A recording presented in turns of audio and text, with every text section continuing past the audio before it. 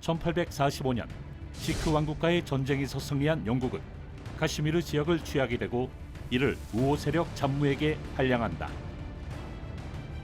이렇게 합쳐진 잠무 카슈미르 땅은 이슬람과 힌두교의 종교 문제로 분쟁이 끊이지 않았고 1947년 파키스탄의 지원을 받는 이슬람 민병대가 무장 반란에 나서게 된다. 반란을 진압할 여력이 없던 잠무 카슈미르 왕국은 인도에 도움을 요청하게 되고 인도군이 개입하며 1차 인도-파키스탄 전쟁이 발발한다. 국제사회의 중재로 양측은 휴전에 합의했지만 1965년 카슈미르를 둘러싼 분쟁이 다시 격화하며 두 국가는 전면전에 치닫게 된다. 인도는 2차 세계대전 이후 가장 큰 규모의 전차전에서 승리하지만 공중전에서 패배하며 교착 상태에 빠지게 되고 다시금 국제사회 개입으로 양측은 휴전에 사인하게 되는데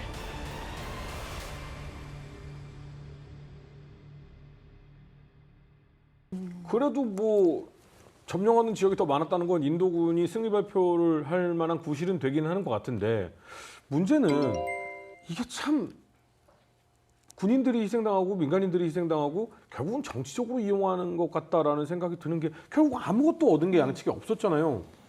그냥 아무것도 얻은 게 없다는 거는 이 영토라는 기준으로 보면 그렇고 네. 이 전쟁이 왜 나냐면 인도나 파키스탄이나 아까 말한 영토를 잃어버렸다거나 네. 국가적 자존심이 꺾였다고 했을 때 이게 그 내부 정치를 극렬하게 흔들어 버린다고요. 왜냐하면 국민들의 감정에서 이것만큼 통일성을 가져오는 게 없어요. 66년 1월에 이제 타스켄트 이 협정이 내니까 양쪽 국민이 다 반발하는 거예요. 왜요? 언론 보도에 다 자기가 이겼다고 나왔거든. 그래서 이 차 올랐는데 협정 이상하게 나오잖아요. 그럼 이 비난이 어디로 오겠어요? 그럼 모래알 위에 있는 그 불안한 정권이 그냥 순식간에 흔들리는 겁니다. 근데 여기서 인도하고 파키스탄의 운명이 극명히 갈리는데 양쪽 다 불만이 터졌는데 인도는 이때 총리였던 바하두르 샤스트리가 갑자기 심장마비로 사망을 해버려요. 그렇게까지 놀라요? 되게 놀라셨나 봐요. 큰일 났다 생각했나 봐요. 근데 인도 분들이 되게 착해요.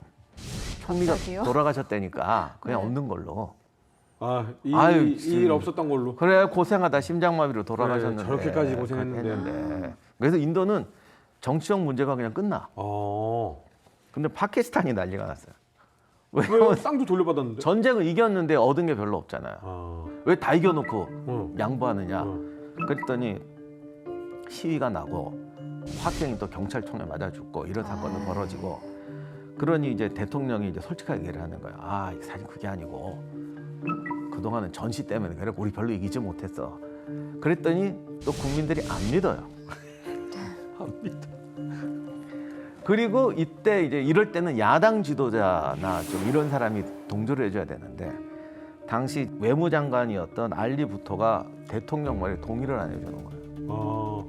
그러니 국민들은 대통령이 거짓말하고 부토가 맞다. 혹시 파키스탄 정치사 아시는 분은 기억할지 모르겠지만 이 부토가 굉장히 오래 하거든요. 그래서 이렇게 돼서 부토가 파키스탄 대통령으로 집권하게 됩니다. 그러려고 동의 안 했네.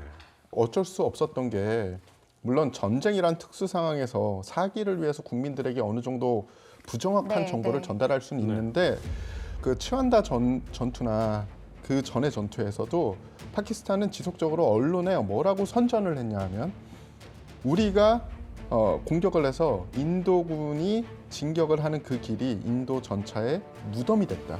이러면서 국민들이 알고 있는 것과 현실의 차이가 생기는 거죠. 그 와중에 또 정치인들은 자신들의 이득을 얻기 위해서 이용을 하는 겁니다. 그러니까 오래전 일이지만 이것 때문에 정권이 바뀌잖아요. 이거를 인도 파키스탄 분들은 다 아는 거죠. 그러니까 이번 같은 사건이 생겼을 때 잘못 대응하면 순식간에 정권이 바뀐다. 네, 이렇게 해서 2차 전쟁으로 끝이 나면 뭐 어느 정도 정리가 됐겠다라고 볼 수가 있겠지만 3차 전쟁까지도 발발을 하게 되죠. 이번에는 왜 일어나는 거죠? 3차 전쟁은 약간 다른 양상이다라고 말씀드릴 수 있어요. 물론 인도 파키스탄 전쟁인 거는 맞아요. 사실입니다. 네. 방글라데시 독립 전쟁이 3차 인도 파키스탄 전쟁의 다른 이름이에요. 아. 어떻게 보면 더 정확한 이름이죠. 그러니까 아예 거기가 인종이 다르거든 사실. 네. 그 원래 이게 파키스탄도 갑자기 생겼는데 원래 이게 종교로 나누다 보니까 동파키스탄은 정말 파키스탄하고 이슬람이라는 거 외에는 공통점이 하나도 없는데요. 그리고 사회 구조도 완전히 달라요. 여긴 정말 인도에서도 특수한 지역이거든요. 네. 아마 처음에 인도로 독립했어도 여기는 또 터졌을 거예요. 아, 방글라데시도. 근데 여기까지는 이해가 간단 말이죠. 왜냐면 방글라데시의 이해관계가 완전 다르니까. 그렇죠. 그리고 인도도 당연히 난 파키스탄 미워. 난 쟤네가 독립하는 게 좋아. 당연히 이해관계가 맞아요. 파키스탄은 너무 싫겠지만 인도를 건너뛰어서 방글라데시를 어떻게 할 수는 없잖아요. 근데 왜 여기서 3차 전쟁이 일어나는 거예요? 매우 많은 복합적인 이유가 있는데 가장 큰 것은 언어 그리고 오해였다고 봅니다. 오해요? 네, 처음에는 서파키스탄에서 동파키스탄에 총독을 보냈어요. 그런데 문제는 뭐냐? 영국에서 독립해서 신생 독립국이 됐는데 국토가 떨어져 있는 데다가 서파키스탄의 주 언어는 우르어인데 동파키스탄은 벵골어예요. 그러면서 풍습도 약간 달라요. 그러니 당연히 중앙정부에서는 동파키스탄에게 우리 언어를 통합하자라고 이야기할 수 있었습니다. 그것도 그냥 일반인이 가서 한 게 아니라 국부라고 불리는 분이 있어요. 알리 진나 총독이 직접 가서 좋은 의미로 이야기를 했다고 해요. 우리 문화도 하나로 합치고 제대로 합쳐서 잘 살아보자라고 이야기를 했는데 그 이후 조치들이 그다지 좋지 않았습니다.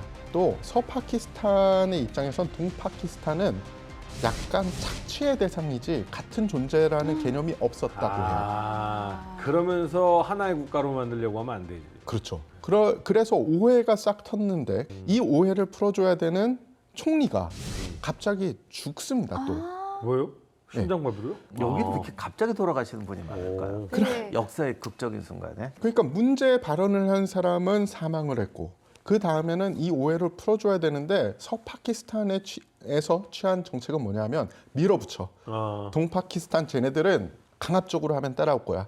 벵골어 금지 그리고 벵골어로 만들어진 유명한 문학작품 다 금지. 또 하나 사건이 터져요. 1970년 민정 이양을 목표로 치러진 총선에서 동파키스탄의 완전 자치를 주장하는 이와미 연맹이 일당이 됩니다. 예. 그러면 당연히 뭐 내부에서 국회 개원하고 제대로 돌아가야 되는데 다른 당들이 국회 개원을 일방적으로 연기를 해요. 그래서 정치가 파행이 됩니다. 아니 어떻게 그 서파키스탄의 지원을 받았겠죠. 뭐 그렇다고 볼 수 있죠. 네. 그래서 동파키스탄 민중들이 불복종 운동을 전개를 해요. 그러자 파키스탄 정부는 이들을 거의 학살로 진압을 합니다. 안 돼요. 이 작전을 주도한 파르만 소장은 어떤 이야기를 했냐면 방글라데시를 피로 물들이겠다라는 이야기를 실제로 해요. 이런 살벌한 발언을 하고 작전이 진행이 됐습니다. 하루 뒤인 3월 26일 오전 0시 30분 이와미 연맹의 지도자라고 할 수 있는 라흐만이 정식으로 우리 방글라데시는 독립을 했다라고 선언을 합니다. 하지만 3일 뒤에 라흐만은 체포돼서 서파키스탄으로 압송이 돼요. 하지만 동파키스탄에서는 압송된 라흐만을 대통령으로 하는 방글라데시 정부의 정식 출범을 알려요. 즉 니네들이 우리 지도자를 잡아가든 말든 우리는 상관없어. 그냥 우리는 방글라데시로 독립할 거야. 라고 정식 발표를 한과 동시에 동파키스탄 출신 군인, 경찰로 이루어진 묵티바히니라는 조직을 만드는데 이들이 한국말로 번역을 하면 자유군이라는 거예요. 이제는 불복종 운동 이런 거 말고 무장 투쟁을 하겠다라고 일어서게 된 겁니다. 당연히 파키스탄 중앙 정부에선 그래 그럼 우리는 더 강하게 나갈 거야라고 하면서 전역에서 수많은 학살이 발생하게 됩니다. 그러니까 아무래도 군사적인 힘을 키우지 못한 민중이기 때문에 독립군이라고는 해도 힘이 없었을 텐데 저희가 방글라데시 독립전쟁이라고도 하지만 사실은 인도 파키스탄 3차 전쟁이거든요. 분명히 인도가 뭔가를 했기 때문이죠. 1971년 12월 3일 인도가 개입을 하게 돼요. 그러면서 우리가 아는 3차 인도 파키스탄 전쟁이 발발을 하게 됩니다. 12월 3일에 파키스탄 공군이 선제 공격을 합니다. 예. 징기스칸 작전을 발동을 해서 인도 공군의 전략적인 거점에 대해서 폭격을 하게 되는데 그렇게 심대한 피해를 주지 못합니다. 인도군은 12월 8일과 14일에 트루둑을 점령을 하게 됩니다. 트루둑은 한번 인도에게 뺏기면 다시 돌려받기가 좀 애매한 곳이었어요. 게다가 시아첸 빙하의 남쪽 외곽에 해당하기 때문에 파키스탄 입장에서는 매우 뼈아픈 손실이었습니다. 그렇게 동부와 서부에서 인도 파키스탄의 2주간의 전쟁이 진행이 되게 된 끝에 1971년 12월 16일 파키스탄군 지도부가 전략적으로 밀리니까 항복 문서에 서명을 하게 됩니다. 이렇게 됨으로써 3차 전쟁은 인도군이 파키스탄군을 제압하면서 끝이 납니다. 그러면서 방글라데시는 자연스럽게 독립이 됐고요. 여기서 끝났습니다. 하면 참 좋겠지만 그렇죠. 지금까지도 계속 이어지고 있잖아요. 맞습니다. 네. 여기서 또 문제가 또 선거예요. 선거요? 예.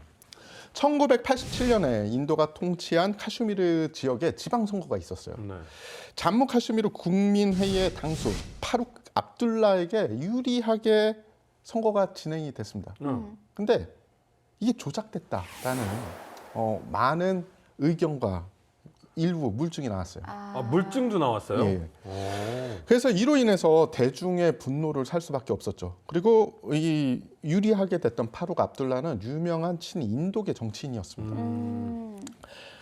그 사건을 발단으로 해서 이후에 카슈미르에서 단체들의 무장 봉기가 급격하게 증가하게 됩니다. 즉 파키스탄의 지원을 받는 무장 세력도 있었고 지원을 안 받는 무장 세력도 봉기를 하기 시작을 한 거죠. 이렇게 해서 생긴 단체들 중에 잠무 카슈미르 해방 전선 JKLF가 설립이 됐고요. 이들은 처음에는 파키스탄을 지원을 받았어요. 근데 또 재미난 게 그 이후에는 파키스탄하고 결별을 해요. 그러면서 자기네들 독자적인 카슈미르 독립을 추진합니다. 1999년 파키스탄 군인들과 카슈미르 무장 세력이 인도가 통치하는 히말라야 지역의 여러 인도 군의 거점을 점령을 하면서 10주 동안 보복 전투와 공습이 벌어지게 됩니다. 이때 당시에 양측이 주장하는 피해자, 그러니까 사상자의 숫자가 1000명을 넘습니다. 그 사실 안 그래도 그 지역에 불만을 가지고 있는 사람들이 있는데 친인도계 인사가 부정한 방법으로 권력을 찾으려고 했다. 야, 이러다가는 우리는 평생 독립 못하고 지배를 받겠구나. 이런 생각이 들어서 그렇게 했겠지만 이 때문에 이러한 분쟁으로 수천 명이 사실 90년대에 희생을 하게 됩니다.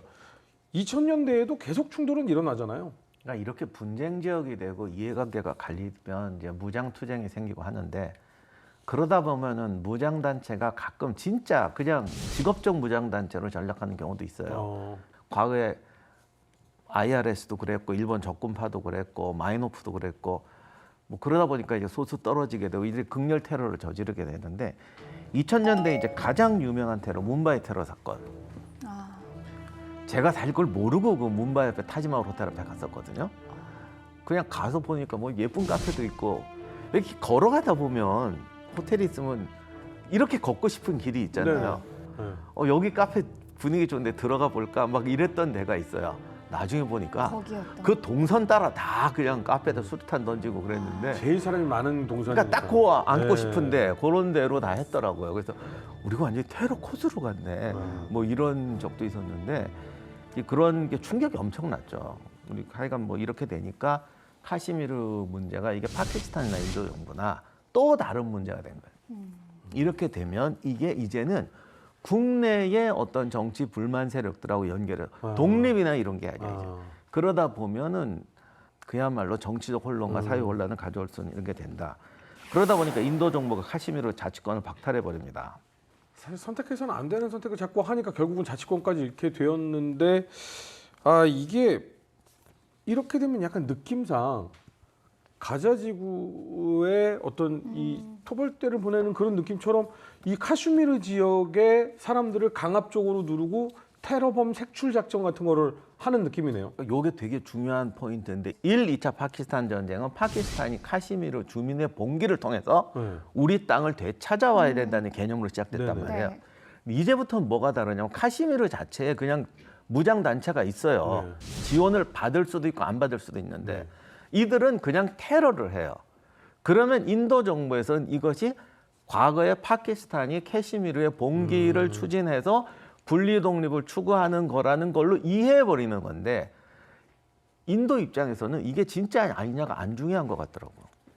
그냥 이게 나면 아, 그냥 공식이고 이걸 방치했다간 우리 내부 정권이 붕괴할 수 있다 이런 식의 내용이 돼버리는 거고 파키스탄 입장에서는 그럴 수도 있지만 우리가 아니고 이젠 쟤들이 따로 놀아라고 하는데 인도는 욱하는 상황이 벌어지게 될 수도 있는 거죠. 네, 이렇게 해서 양측이 현재는 휴전 상태에 있지만 사실상 이 갈등을 봉합하기에는 굉장히 많은 과제가 여전히 남아 있는 듯합니다.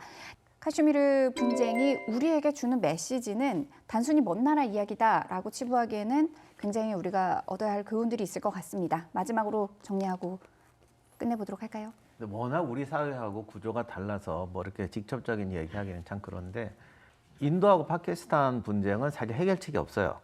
그래서 앞으로도 분쟁이 또 있을 거고 이런 일은 계속 벌어질 거예요. 당분간은 100년 동안 벌어질 수도 있고.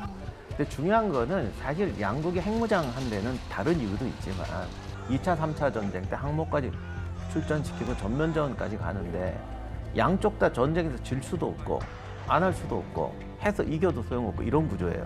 그러다 보니까 차라리 핵을 가지면 이런 사소한 분쟁은 좀 이렇게 억제할 수가 있지 않겠냐 이런 의도도 있었다고 봐요. 물론 인도가 핵무기를 가지면 내 중국 문제도 있고 여러 가지가 있는데 양측의 핵을 가졌다는 것은 사실은 본인들 생각으로는 지역 분쟁이 전면전으로 가지 않기를 바라는 마음이에요. 그래서 인도와 파키스탄 분쟁은 끝없는 분쟁인데 양쪽 다 전쟁을 할 이유도 없어요. 체면 치레용 전쟁인 거 말하기는 좀 희생자가 크고 하긴 하지만 결과적으로는 그렇게 되는 거예요. 그런 상태에서 핵까지 가지고 있는데 핵을 가지니까 자기 내부가 아니라 세계가 멸망할 수도 있지 않냐 걱정을 하는데 그렇기 때문에 오히려 그 답이 없는 그 양국 간의 분쟁이 분쟁으로 억제되고 있는 게 아닌가라고도 볼 수가 있어서 지금 같은 경험을 또 하게 될 수는 있는데 현재로서는 이제 이런 식의 반복이 지속될 가능성이 높다라고 말씀드리고 싶습니다. 저는 1차, 2차, 3차 그리고 지금 현재까지 연결되는 이 전쟁, 인도 파키스탄 전쟁을 보면서 계속적으로 보이는 게 하나 있어요. 바로 전쟁이라는 특수 상황을 자신들의 이득으로 이용하는 정치인들이 양 국가에 다 있다는 겁니다. 즉 안보라는 엄중한 상황, 특히 국민들의 생명과 군인들의 생명이 담긴 안보라는 엄밀한 상황에 일부 정치인들은, 모든 정치인은 아니지만 일부 정치인들은 이런 상황도 나한테 어떻게 정치적으로 이득이 될까라는 계산을 하는 사람들이 있다는 거예요. 그래서 정확하진 않겠지만 그런 정치인이 없으면 없을수록 더 건전한 안보를 가질 수 있고 전쟁도 더 줄어들지 않을까라는 생각을 해봅니다. 제가 굳이 한마디만 더 하자면 사실 이게 해결책이 없어요. 굉장히 오랜 시간에 걸쳐서 노력해서 누군가가 답을 찾아야 되는데 이건 개인이 답을 찾는 게 아니라 사회가 변해야 되기 때문에 오랜 시간이 걸릴 거예요. 근데 많은 분들이 핵도 있는데 뭐도 있는데 하면서 뭐가 즉효약이라고 생각을 하는 분들이 많아요. 그게 가장 나쁜 해결책이에요. 근데 지금 우리가 세상 문제를 너무 쉽게 본다고. 그래서 이렇게 복잡한 문제가 나오면 답을 주세요. 그러면 억지로 단순화시키고 그게 답이라고 우겨요. 세상에는 답이 없다기보다는 즉효약 치료제가 없는 게 어마어마하게 많아요. 이건 대중요법으로 가면서 언젠가 해결되길 노력해야 되는 것인데 즉답을 요구하는 게 가장 큰 문제라고 봐요. 다이어트도 천천히 몸무게를 빼면 별로 그렇게 어려운 일이 아닐 수 있습니다. 그런데 100kg 나가는 사람이 70kg로 내일 당장 빼주세요. 죽습니다. 예, 그러니까 이런 문제를 우리가 하나씩 서로 해결 방안을 어떻게 하면 좋을까 좀 찾아나가는 현명한 사람들이 됐으면 좋겠다라는 생각이 듭니다. 다음 시간에는 조금 더 흥미로운 주제를 가지고 돌아오도록 하겠습니다. 시청해주신 여러분 감사합니다.